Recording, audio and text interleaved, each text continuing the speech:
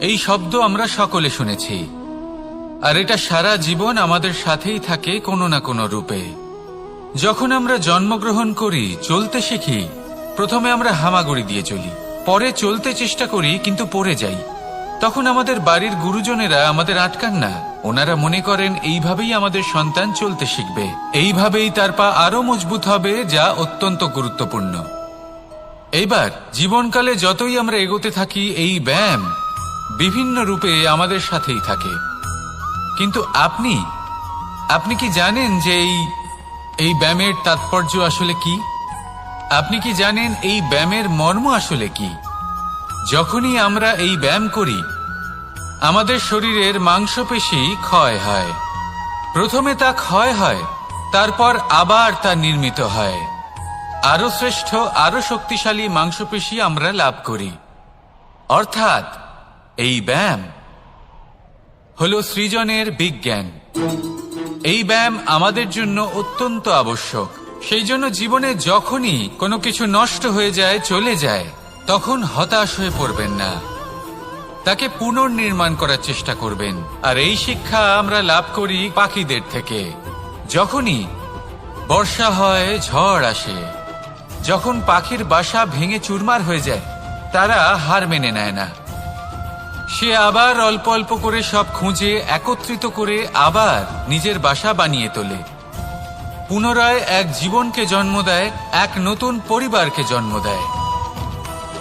তাই মনে রাখবেন, জীবনে এইভাবেই যদি আপনি নির্মাণ করতে চান, সৃজন করতে চান, তাহলে সেই নির্মাণের জন্য ভাঙনের অভিজ্ঞতা থাকা অত্যন্ত আবশ্যক।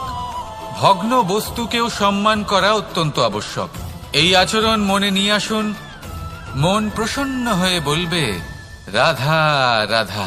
সৌন্দর্য। মানুষ নিজের সৌন্দর্যের বিষয়ে কতটা ভাবে, চায় যে সে সব থেকে বেশি রূপবান হবে, সব থেকে বেশি সুন্দর হবে। কিন্তু সৌন্দর্যের পরিভাষা কি, তা কি সে জানে? কোনো মাকে জিজ্ঞেস করুন, ওনার জন্য সৌন্দর্যের পরিভাষা ওনার সন্তান। কোনো ভক্তকে জিজ্ঞেস করুন, ওনার জন্য সৌন্দর্যের পরিভাষা ওনার ভগবান। শ্রীরামকে জিজ্ঞেস করুন, ওনার জন্য সৌন্দর্যের পরিভাষা হলো হনুমান। ভাঙা হানু, ফুলে যাওয়া মুখ, দেখতে গেলে উনি বানর, লম্বা লেজ, এত নিরীহ যে ওনাকে অমূল্য মালা দিলে সেটা ছিঁড়ে তার ভেতরে শ্রীরামকে খুঁজছিলেন। কিন্তু ওনার ভাবনা কত সুন্দর। উনি এটা বিশ্বাস করেন যে সংসারের যতই মূল্যবান জিনিস দিয়ে এই মালা তৈরি করা হোক না কেন, যদি এর মধ্যে শ্রীরাম না থাকেন, তাহলে এর মধ্যে কোনো অর্থ নেই। সৌন্দর্য রূপে নয়, ভাবনায় নিহিত থাকে। যদি আপনি সৌন্দর্য প্রাপ্ত করতে চান, তাহলে তা কর্মে নিয়ে আসুন, ভাবনায় এবং বিচারে নিয়ে আসুন। এই সৌন্দর্য আপনার সাথেই থাকবে। যদি আপনি সৌন্দর্যকে রূপের মধ্যে খোঁজেন, তাহলে কিছুক্ষণের জন্য পাবেন, সেই সৌন্দর্য সময়ের সাথে হারিয়ে যাবে। সৌন্দর্য যদি পেতে চান, খুঁজতেই চান, তাহলে হৃদয় খুঁজুন, কর্মে খুঁজুন। মন প্রসন্ন হয়ে বলবে, রাধা রাধা। গুরু, যিনি পথ দেখান, আমাদের জীবনে অত্যন্ত গুরুত্বপূর্ণ, অত্যন্ত আবশ্যক। কিন্তু কিছু মানুষ মনে করেন যে গুরুর কোনো প্রয়োজন নেই, কারণ এই সমগ্র জ্ঞান মানুষের অন্তরেই নিহিত রয়েছে। এবার প্রশ্ন এটাই, যদি সমস্ত জ্ঞান মানুষের অন্তরে নিহিত থাকে, তাহলে গুরুর কি প্রয়োজন? আর যারা আজ পর্যন্ত গুরুকে মেনে এসেছেন, তারা কি অনুচিত করেছেন? এর উত্তর আমি আপনাকে দেব একটা উদাহরণ দ্বারা। একটা কাঠ যা জ্বলনশীল, জ্বলনের ঊর্জা তার অন্তরে নিহিত রয়েছে, কিন্তু তার জ্বলনের জন্য বাইরে থেকে একটা অনুঘটকের প্রয়োজন হয়। এই অনুঘটকই হলেন আপনার গুরু। উত্তাপ যা একটা কাঠকে জ্বালাতে পারে, সেই উত্তাপ হলো গুরুর প্রচেষ্টা। যদি সেই গুরুই না থাকে, তার প্রচেষ্টাই না থাকে, তাহলে সেই সমস্ত জ্ঞান যা মানুষের অন্তরে নিহিত, তা ব্যর্থ হয়ে যাবে।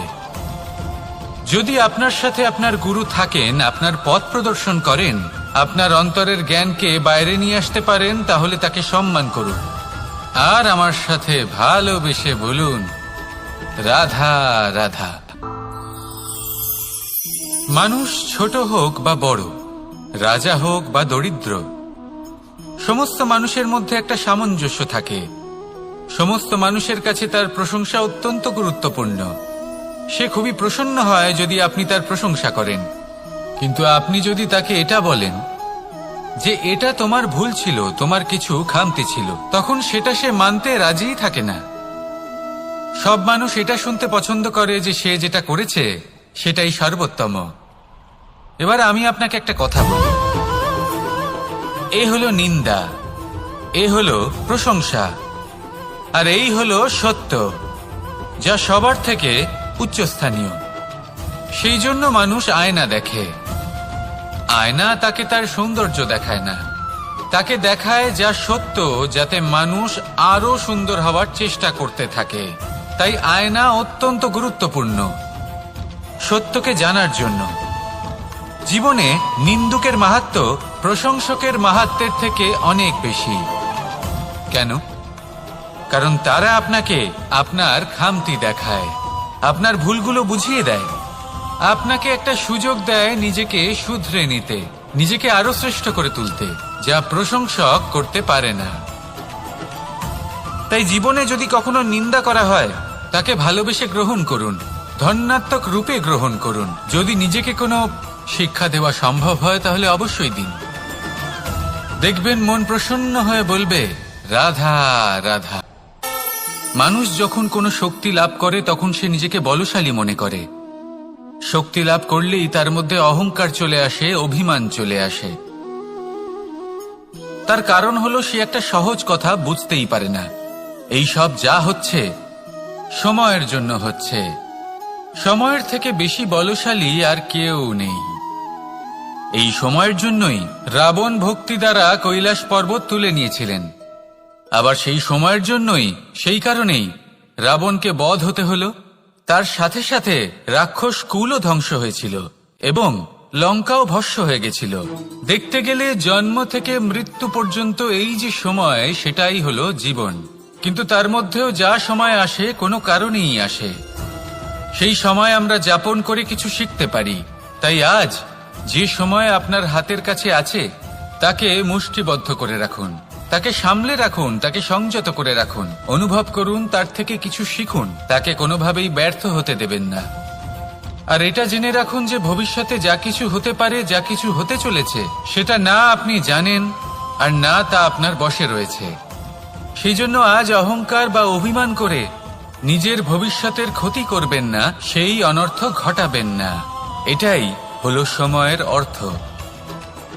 আসুন আমার সাথে ভালোবেসে বলুন, রাধা রাধা।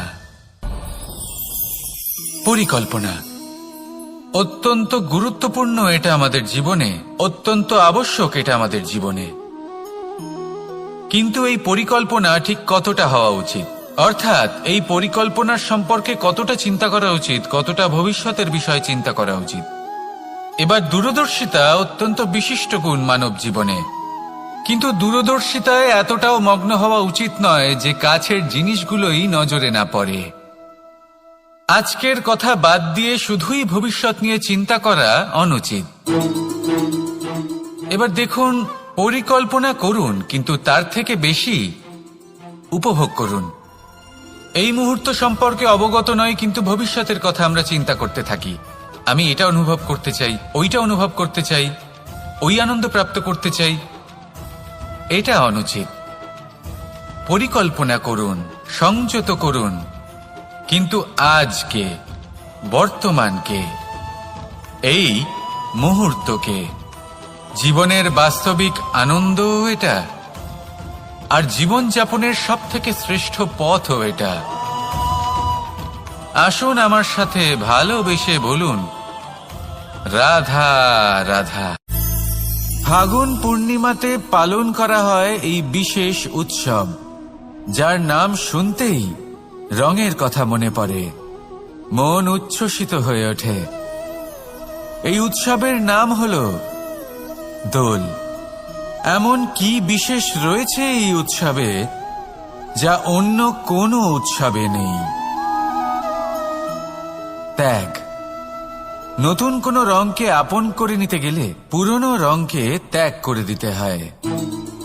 সাতরঙা হওয়ার জন্য সাদা কাপড়কেও নিজের ওপর নতুন রং ধারণ করতে হয়।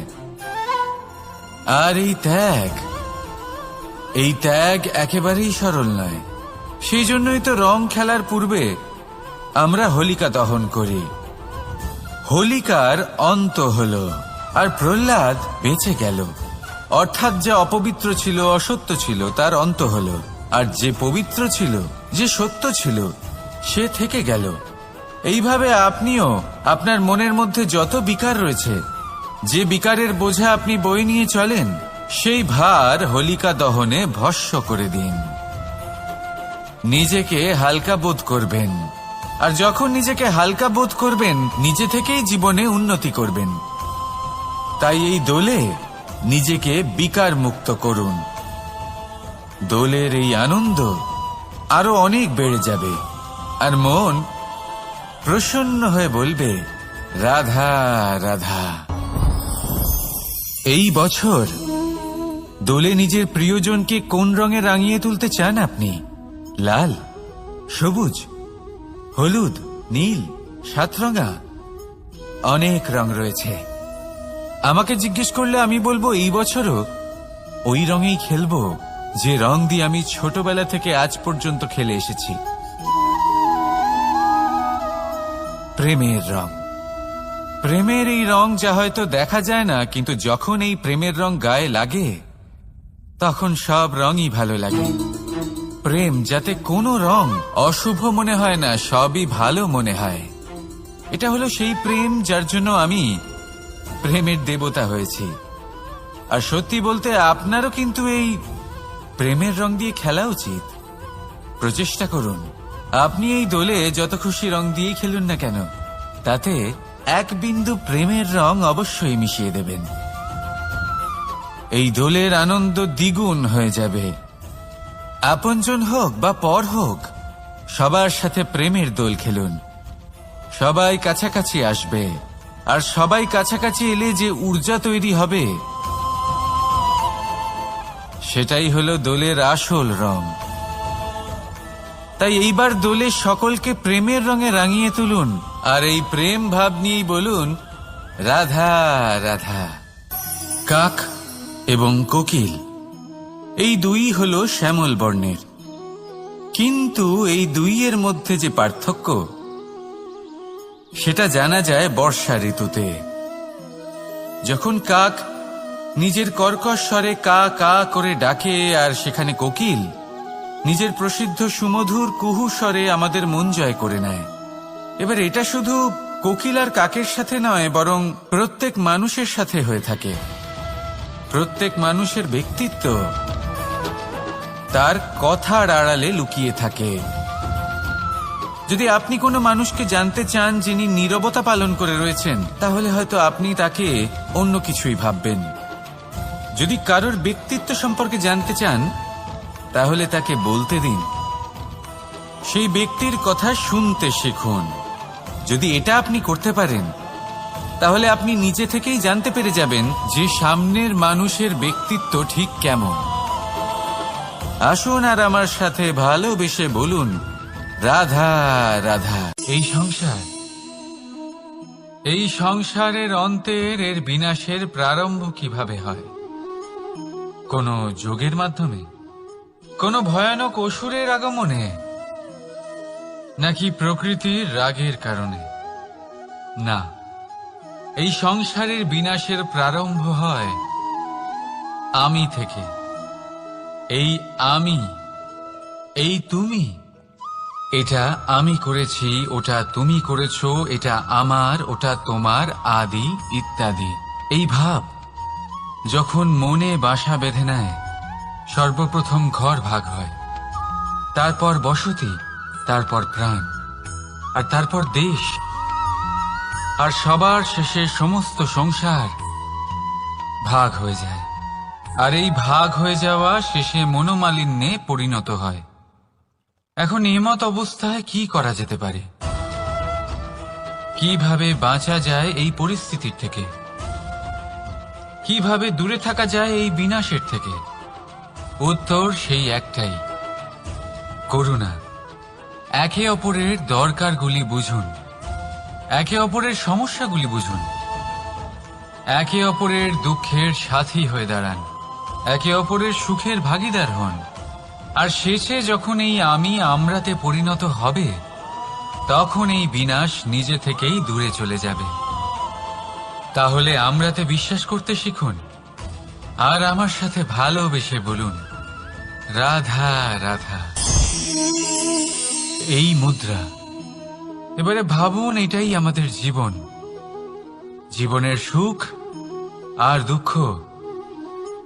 এই মুদ্রার, এই জীবনের দুটি দিক। কিন্তু যখনই আমরা ঈশ্বরের কাছে প্রার্থনা করি, তখনই আমরা সুখ চাই, আর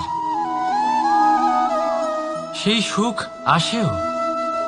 আর যখনই সেই সুখ আসে, তখন ব্যক্তি সর্বপ্রথম তাকে ভুলে যায় যে দুঃখের সময় ওনার সাথে ছিলেন।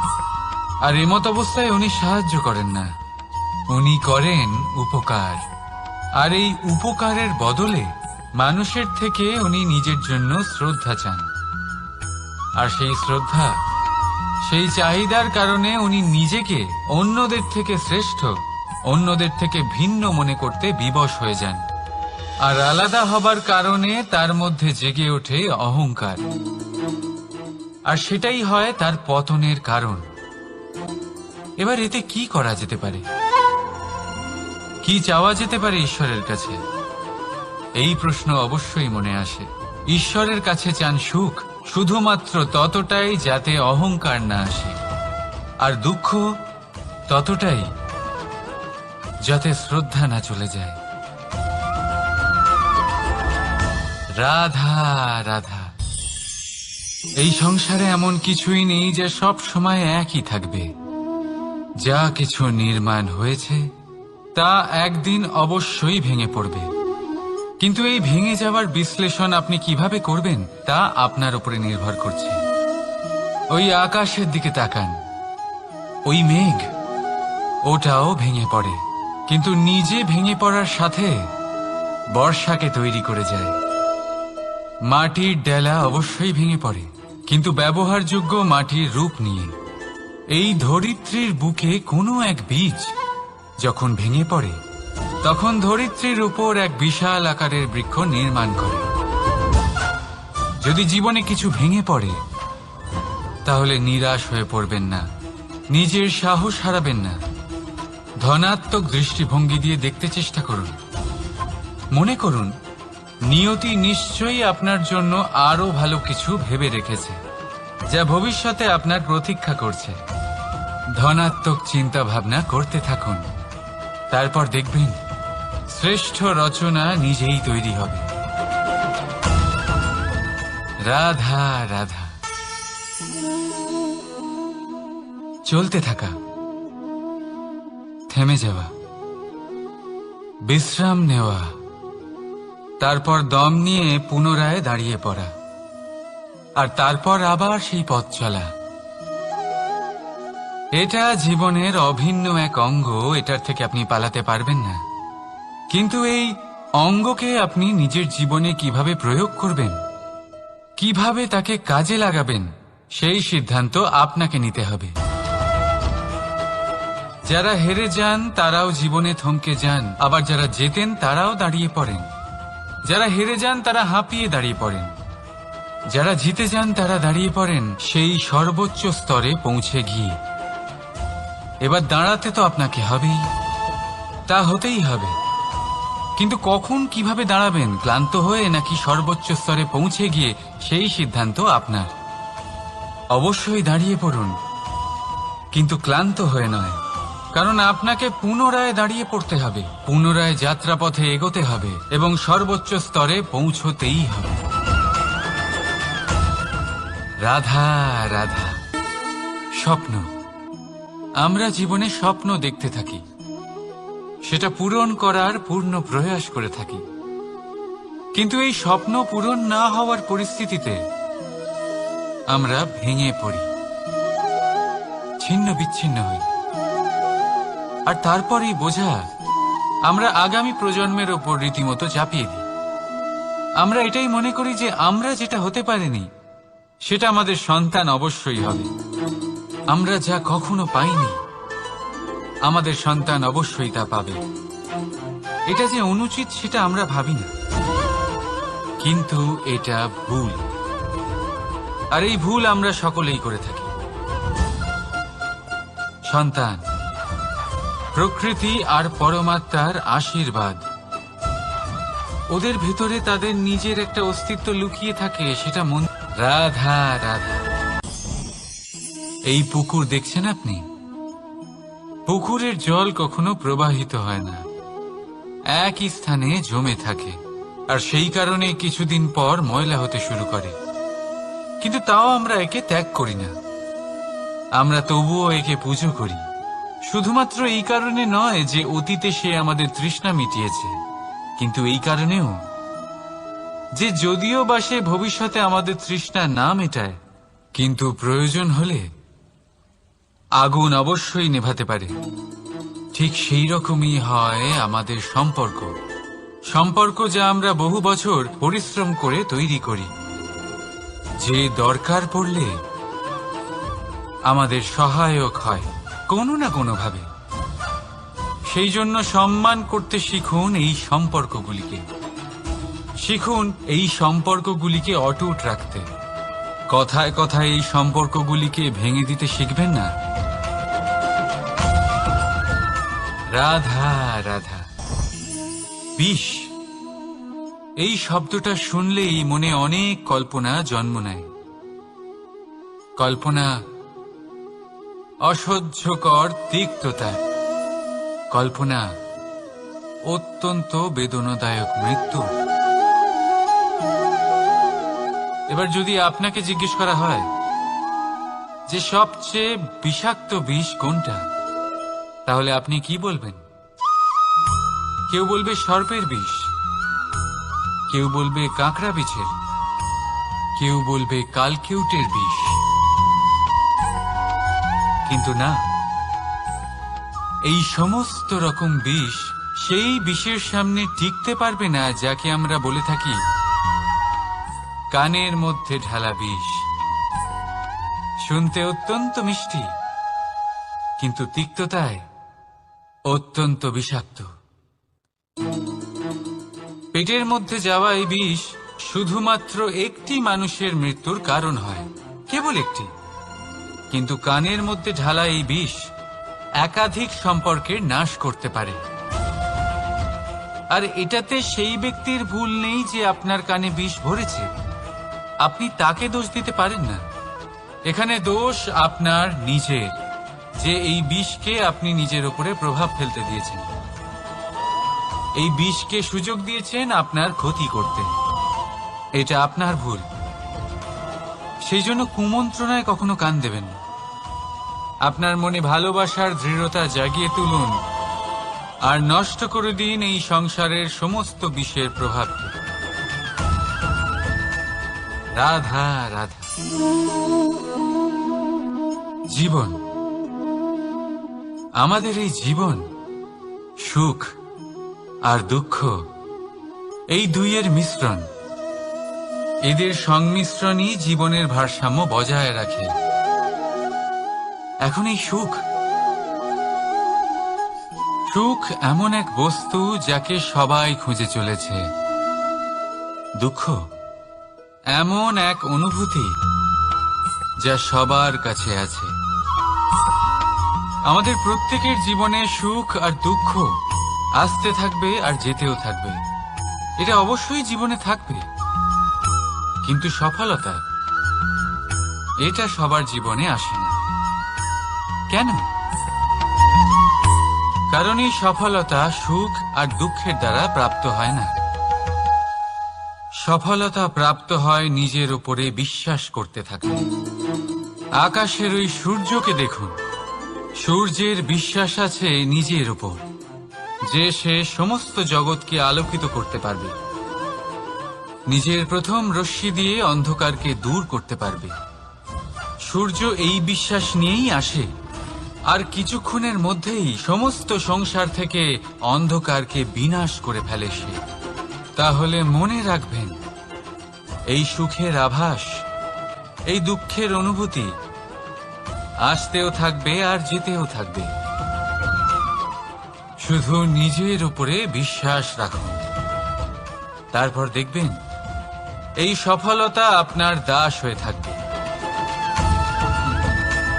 রাধা রাধা। চাঁদ কত শ্রেয়, শুভ্র, কত সুন্দর, কিন্তু যদি আপনি মনোযোগ সহকারে দেখেন তাহলে দেখবেন এই চাঁদেও দাগ আছে। আর এই দাগগুলি থাকার কারণে কি এই চাঁদের মাহাত্ম্য কখনো কমে যায়? কখনো নয়। এর কারণ হলো চাঁদের নিরন্তর চেষ্টা।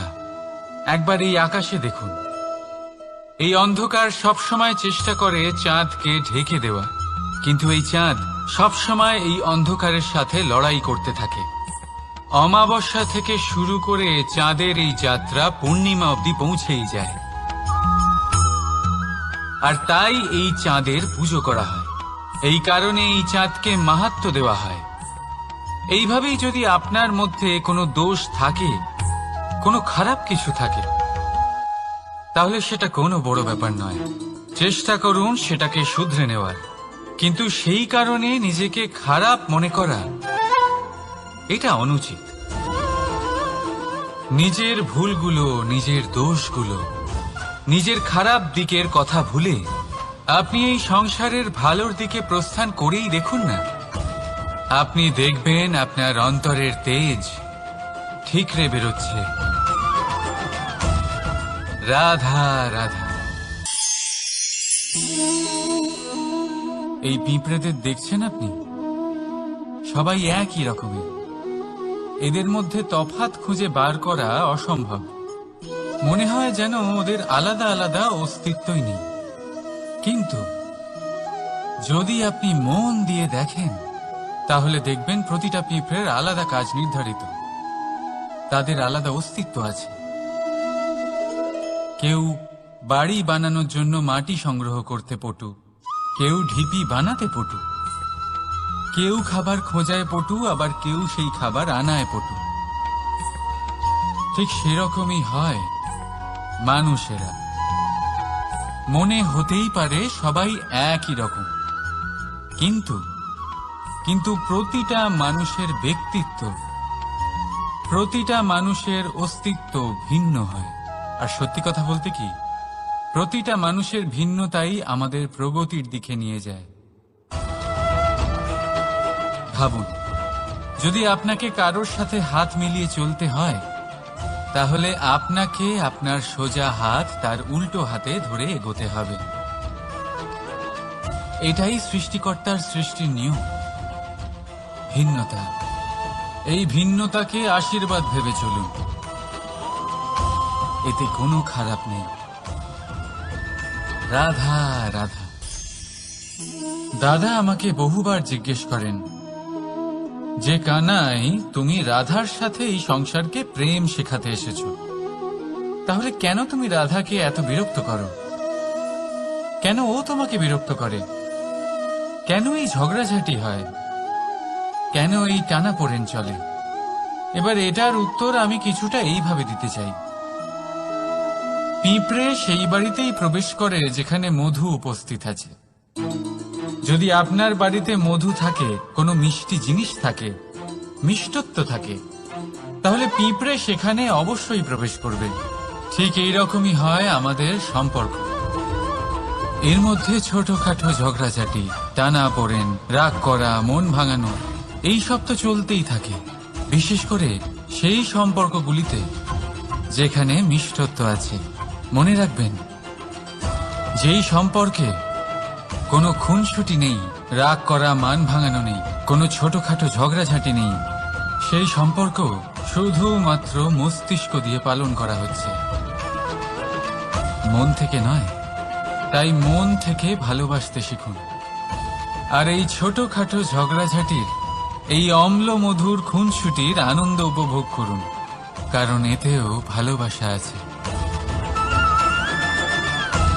রাধা রাধা। এই পুস্তক বড়ই কাজের জিনিস।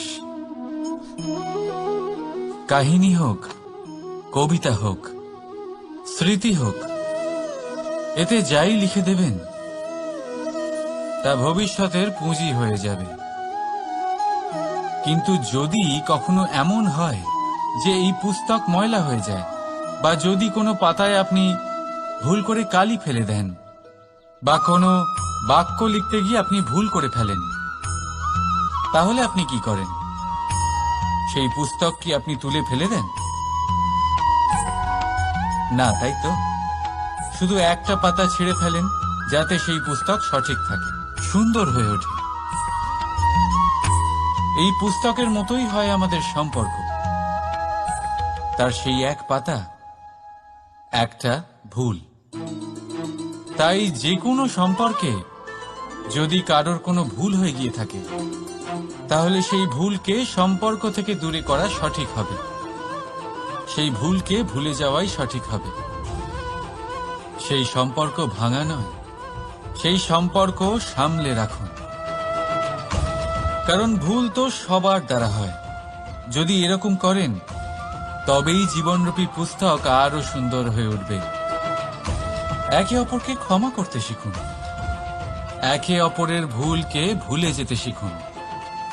তারপর দেখবেন এই জীবনে আরো আনন্দ আসবে, আর এই সম্পর্ক নিঃশ্বাস নিতে থাকবে। রাধা রাধা।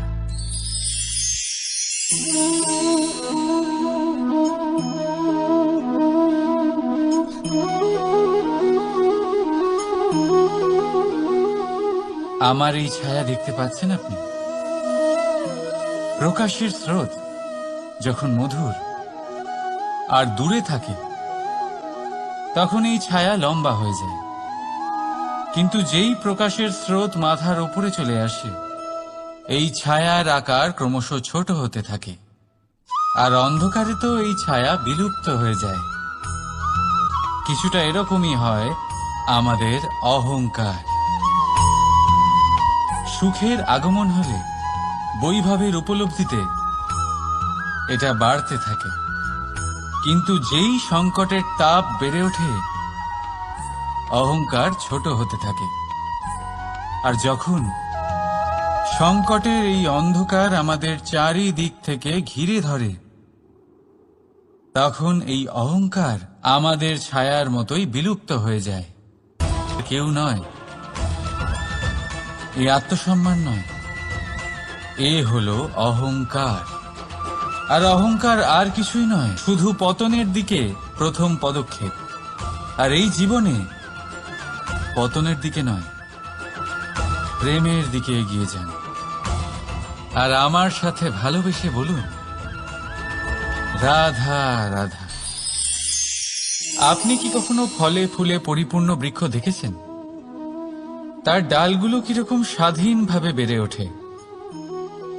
কিন্তু যদি এই ডালগুলো মূলের সাথে ঠিকভাবে যুক্ত না থাকে,